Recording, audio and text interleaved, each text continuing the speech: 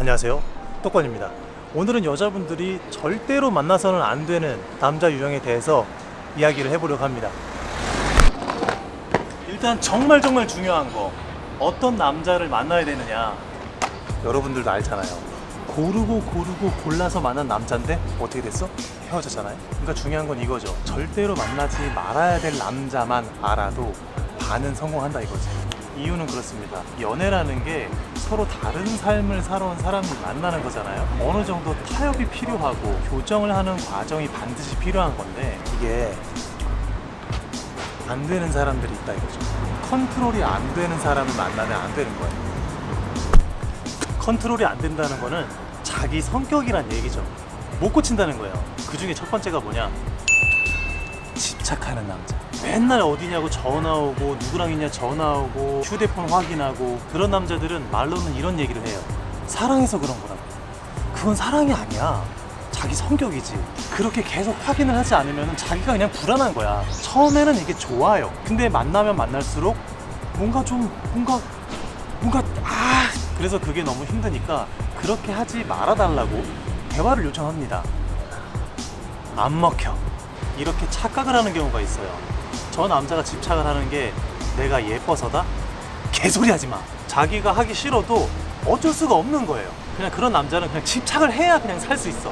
못 살아, 집착을 안 하면. 아마 많은 분들이 이런 경험이 있으실 거예요. 남자가 집착하는 거는 타협이 안 됩니다. 얘기를 해서 해결이 되는 부분이 아니라는 얘기예요.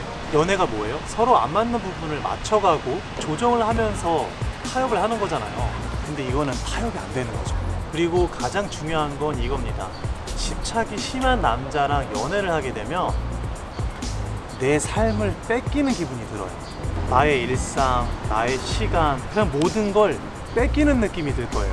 뭘 좀 하려고 해도 모든 걸 같이 하려고 하지. 내가 뭐만 하면은 전화 와, 계속 와, 계속 전화 와, 또 와, 카톡 와, 전화 와, 계속 와. 집착을 한다는 건 자존감과 연결이 되어 있을 수도 있어요. 상대방을 못 믿어서 집착을 하는 게 아닙니다. 집착을 한다는 건 그냥 상대방한테서 나오는 게 아니라 자기 자체에서 나오는 거예요. 그렇게 하지 않으면 너무 불안한 거야. 그래서 만나지 말아야 할 남자 유형 첫 번째는 집착하는 남자입니다. 집착은 타협이 안 되니까. 솔직히 따지고 보면 말이에요, 만나지 말아야 할 남자 유형은 정말 많습니다. 어떻게 보면은 그냥 남자를 만나면 안 돼. 모든 조건을 다 만족시킬 만한 그런 남자가 어디 있겠어요. 사실 그렇습니다.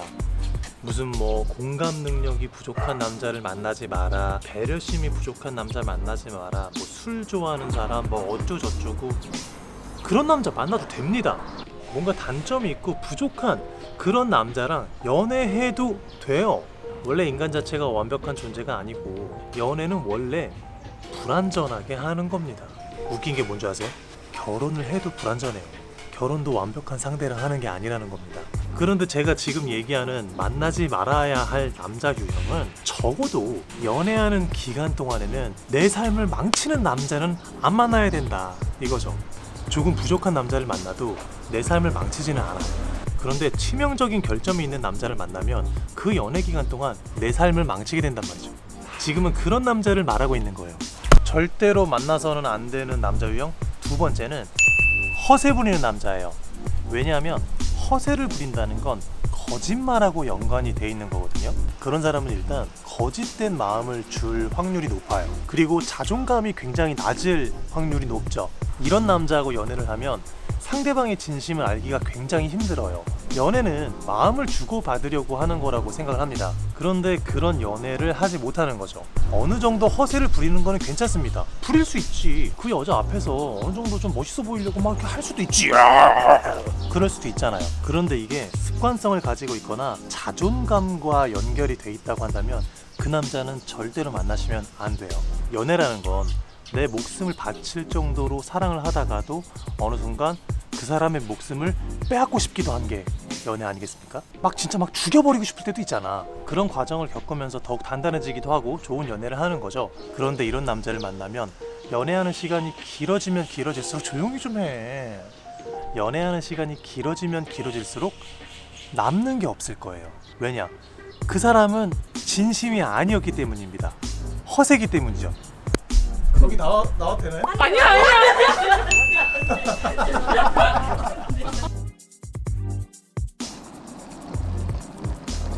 자, 만나면 안 되는 남자 유형 세 번째는 결정을 못하는 남자입니다. 이 결정을 못하는 남자들 은근히 정말 많거든요. 뭘 먹을 건지 정하지도 못하고, 데이트하려고 약속을 잡으려고 하는데 몇 시에 만날 건지도 확실하게 얘기도 안 해. 맨날 무슨 상황 봐서 전화할게 이런 얘기만 하고, 너 먹고 싶은 거 먹자, 너 하고 싶은 거 하자, 이렇게 습관적으로 결정을 상대방에게 미루는 남자들이 있어요. 이런 남자들은 정말 멋없는 남자입니다.